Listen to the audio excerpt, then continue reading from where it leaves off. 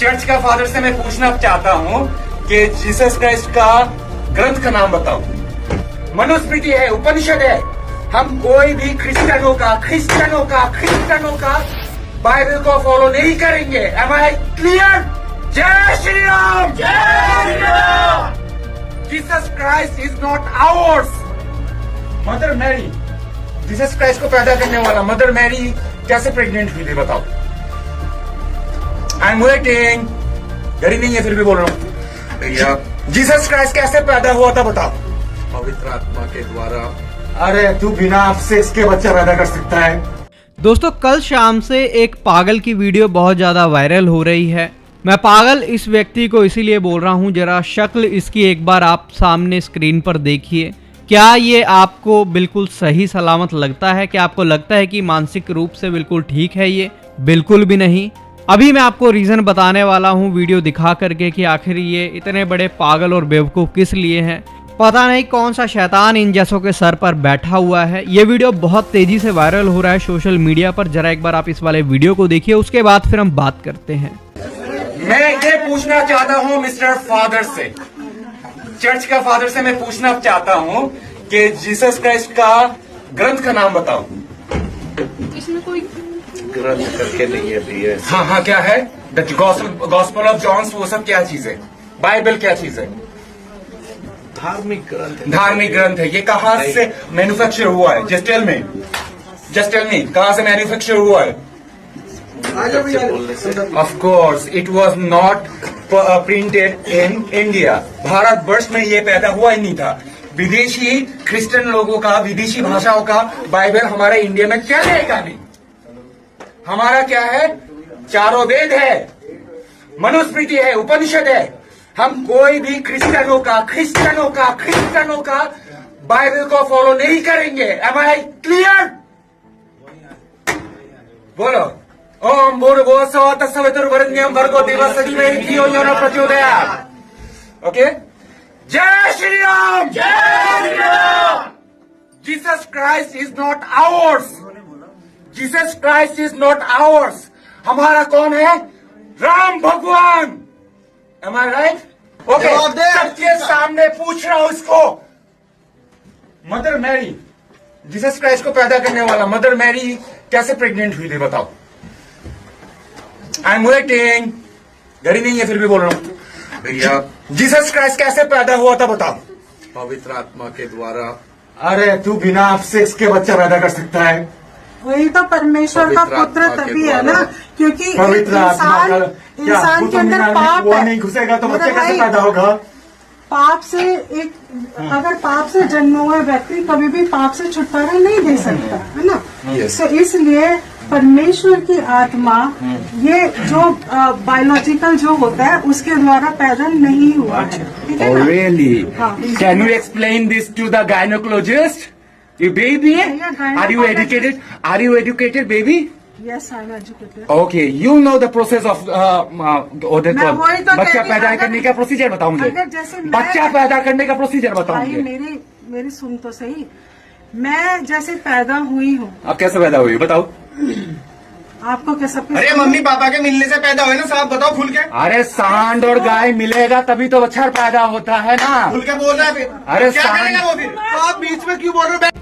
काम धंधा तो इनको नहीं दिया है सरकार ने, तो इस वजह से ये सोचते हैं कि हम ऐसा ही कुछ कर लें जिससे थोड़ा हम सोशल मीडिया में हाईलाइट हो जाएं। तो ये मुंह उठा करके पहुंच जाते हैं और वहां पर पास्टर से उल्टे सीधे सवाल जवाब करने लगते हैं। पहले सवाल जवाब किया जाता है कि बाइबल जब यहाँ का है ही नहीं तो यहाँ आया किस लिए।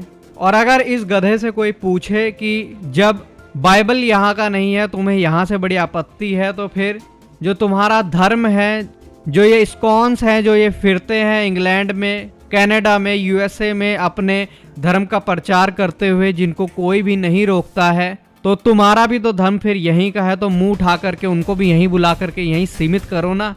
मतलब क्रिश्चियन लोगों की बाइबल यहाँ पर नहीं आनी चाहिए, बाकी अपना मुंह उठा करके, बोरिया बिस्तरा उठा करके कहीं पर भी जा करके ये लोग कुछ भी अपना प्रचार करेंगे।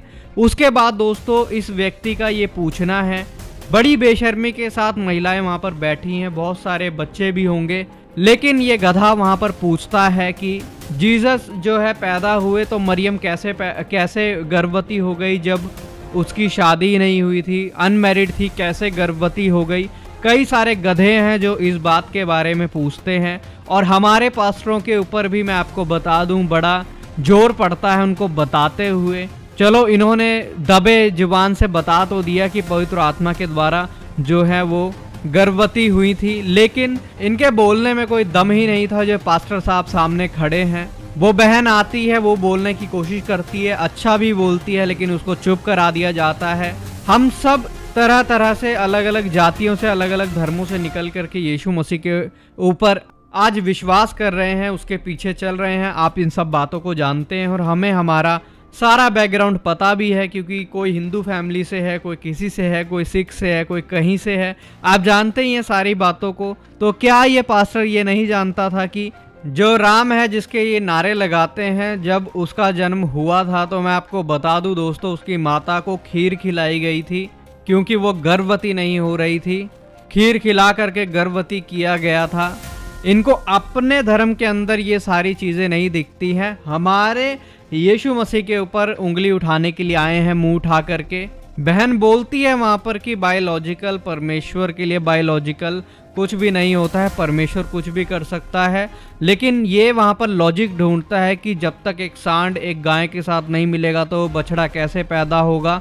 मतलब बेशर्मी की हद को पार कर देता है। आपने पूरी वीडियो को देखा, इसलिए मैंने पूरा वीडियो आपके सामने चलाया है। बहुत साफ सुथरा और बहुत अच्छे से जो है आवाज़ इस वीडियो में आपने सुनी है, देखी है।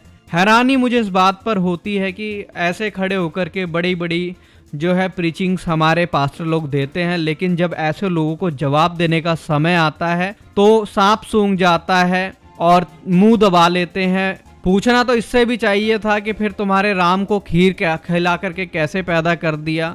ऐसे ही ये गधे मुंह उठा करके बोलते हैं कि यीशु मसीह तो एक कील में मर गया। और अगर इन्हीं गधों से अगर पूछा जाए कि इन्हीं के जो धर्मशास्त्र है उनमें लिखा हुआ है कि कृष्णा को भी एक तीर उसके पैर के तलवों में लगा और वो मर गया, तो फिर ये लोग क्या जवाब देंगे। वहाँ पर हमारे पास्टर लोगों की बहुत बड़ी एक कमी है। सांप सूंघ जाता है, मुंह बंद हो जाता है, ज़्यादा से ज़्यादा क्या होगा, मारेंगे, पीटेंगे, जेल में डलवा देंगे। क्या हमारा जीवित परमेश्वर इतना सामर्थी नहीं कि हमें वहाँ से निकाल ले? और जब तक प्रभु की इच्छा ना हो तब तक आपको छू कौन सकता है। और वचन बोलता है जो तुम्हें छूता है वो मेरी आँख की पुतली को ही छूता है। मैं आपको बता दूं दोस्तों, जो भी प्रभु के दास लोगों के ऊपर हाथ उठाते हैं, तरह तरह से किसी भी तरीके से उनके साथ प्रताड़ना करते हैं, उनके जीवन श्रापित हो जाते हैं, उनकी पीढ़ियां श्रापित हो जाती हैं और बहुत ज़्यादा उनको जो है भुगतना पड़ता है। और उनके पतन आप लोग अपनी आंखों के सामने भी देख सकते हैं, क्योंकि प्रभु कभी भी भूलता नहीं है। और प्रभु धर्म से हों चाहे किसी भी जाति से हों, मैं आपको एक ऐसे परमेश्वर के बारे में बताना चाहता हूँ जो आपके लिए मारा गया, कब्र में गाड़ा गया और तीसरे दिन मुर्दों में से जी उठा, जिसके ऊपर विश्वास करने से आपके गुनाह, आपके पाप क्षमा हो सकते हैं। वो एक ही नाम है, यीशु मसीह, हमारा मुक्तिदाता और उद्धारकर्ता परमेश्वर, जो आपसे इतना प्यार करता है कि उसने अपने आप को क्रूस पर दे दिया ताकि आप उसके ऊपर विश्वास करें और आपको अनंत काल का जीवन मिल जाए। चाहे आप किसी भी जाति, किसी भी धर्म से हों, अगर आज आप इस दुनिया से बिना यीशु मसीह को जाने चले जाते हैं तो इससे बड़े दुर्भाग्य की बात आपके जीवन में कुछ भी नहीं होगी। इसीलिए एक बार जरूर परमेश्वर के इकलौते पुत्र यीशु मसीह के ऊपर आप विश्वास करें और एक बार परख के देखें वो कितना भला है और कितना भला वो आपके जीवन में करता है।